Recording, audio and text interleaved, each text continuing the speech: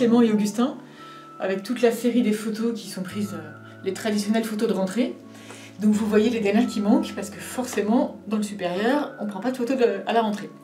Les deux fils d'Anne-Catherine et Franck ont pris leur indépendance pour poursuivre leurs études en école d'ingénieur. Augustin, le dernier, a emménagé il y a seulement quelques semaines. Un changement rapide qui nécessite un temps d'adaptation. Même si on se projette pendant toute cette année de terminale, le changement il est assez violent parce qu'il y a juillet-août. Et donc on a les résultats finalement de leur orientation finale globalement assez tard. Et là il faut s'organiser, il faut trouver une chambre, il faut les aider à trouver leur chambre. Et puis il y a toute la rentrée, quoi. Donc en fait il y a 2 mois, et en 2 mois toute la vie bascule entre guillemets.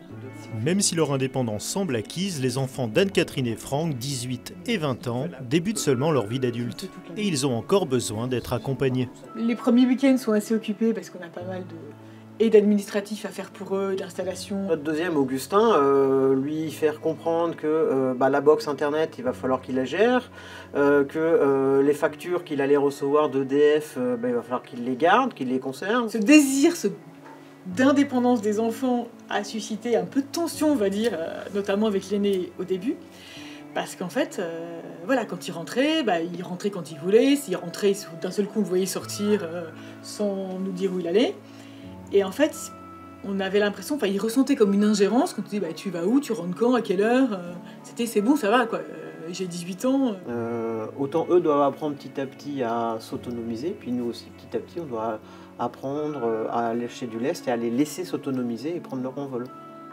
Grâce aux réseaux sociaux, Anne-Catherine et Franck trouvent la bonne distance pour être présents sans s'immiscer dans la vie de leurs étudiants. Salut, ça va?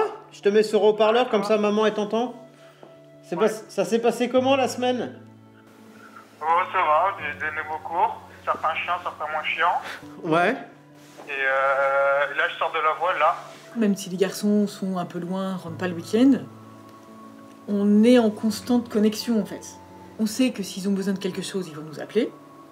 Quand ils appellent pas, c'est tout va bien, qu'ils sont super occupés. Sans chercher à fliquer nos enfants, le fait de voir s'ils sont connectés à gauche à droite, s'ils ont publié une blague ou ainsi de suite, on sait que a priori voilà, tout va bien. Il ne faut pas croire que les parents sont heureux de voir l'envol de leur enfant, parce qu'ils sont angoissés.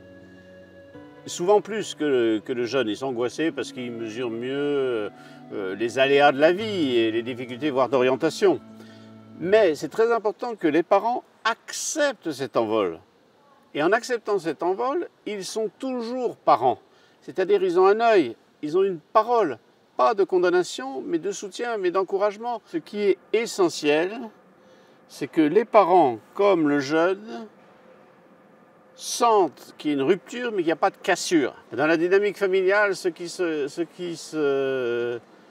change, c'est que pour la première fois, d'une certaine manière, les parents vont expérimenter leur vraie mission. Et la vraie mission, la Bible nous le dit, l'homme et la femme quittera son père et sa mère. Ils formeront un autre groupe, mais voilà, pour la première fois, non pas, ils vont quitter, non pas pour dire, ça y est, on a fait notre boulot, on a formé un homme et une femme, mais quelque part, ils vont mesurer. C'est aussi dans le couple une nouvelle manière de parler.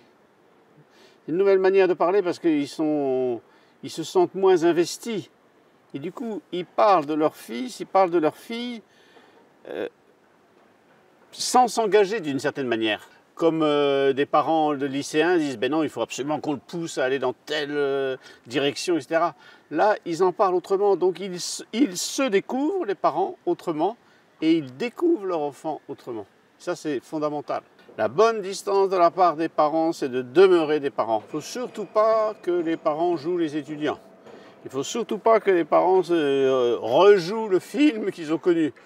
Donc pour les parents, il faut dire, avançons, c'est tout. Ça fait partie de la croissance de leur enfant. Donc je pense que les parents ont pour mission d'encourager. De dire, on est là. On est content pour toi parce qu'on voit que tu t'épanouis. On est ennuyé pour toi parce qu'on voit que tu te poses des questions. Comment on peut être plus présent à toi? Aujourd'hui, il y a quand même tous les moyens de communication qui sont fabuleux. C'est autant de signes. On ne t'oublie pas.